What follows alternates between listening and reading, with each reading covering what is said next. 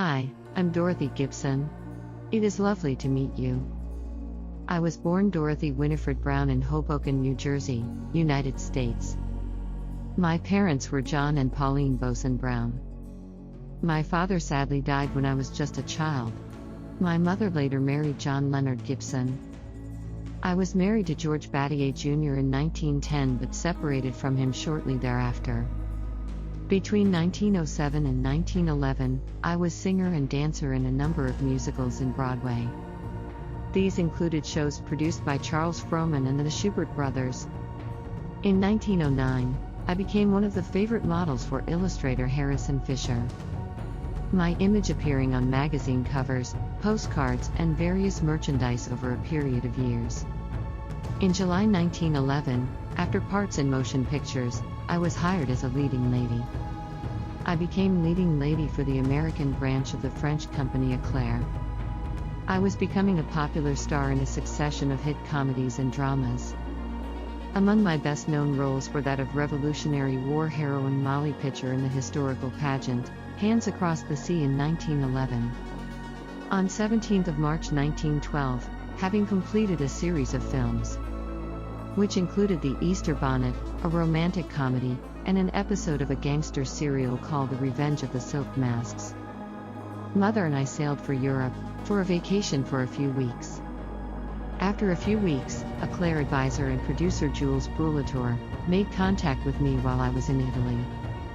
He asked me to return to America, to complete a new roster of films. Mother and I were in Paris when we booked our return passage home a ship named Titanic.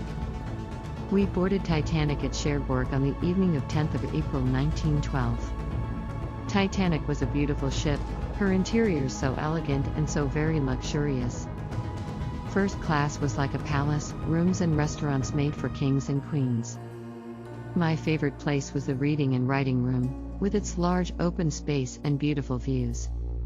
One could relax for many hours, such beauty, such elegance. On Sunday, April 14th, I had an enjoyable evening playing bridge with a couple of friendly New York bankers. The two men who sat with me were passengers William T. Sloper and Frederick K. Seward. Despite the requests of a steward to finish, we carried on with our game. It was not until about 11:40 p.m. that I made my way to join Mother in our stateroom. I then noticed a long-drawn sickening crunch. I wasn't exactly alarmed, but I decided nevertheless to investigate.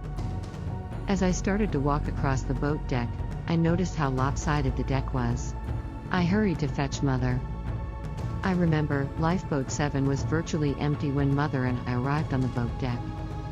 I asked the two gentlemen, Mr. Sloper and Mr. Seward, to join us. For a moment, it looked as if one of the lifeboats would follow Titanic to the bottom. Water gushed through a hole in the bottom of the lifeboat. This was soon remedied by volunteer contributions from the lingerie of the women and the garments of men. I will never forget the terrible cry that rang out from the people. Those who were thrown into the sea and others who were afraid for their loved ones. Soon after the disaster, I acted in the first film ever produced about it, called Safe from the Titanic. The movie was released barely a month after the sinking, in which I played myself. I gave up acting shortly after the release of Saved from the Titanic, in which I played myself. I had made about 20 movies, 14 of them for Eclair, the rest for Lupin and INS Studios. By 1928, I emigrated and settled in France with Mother. During the Second World War, I was arrested by the Gestapo in Italy as a resistance agitator. I was imprisoned at San Vittore in Milan but escaped in 1944. I have had an incredible life, witness to some incredible parts of history. This has been my story. It has been a pleasure to speak to you. Thank you, Dorothy.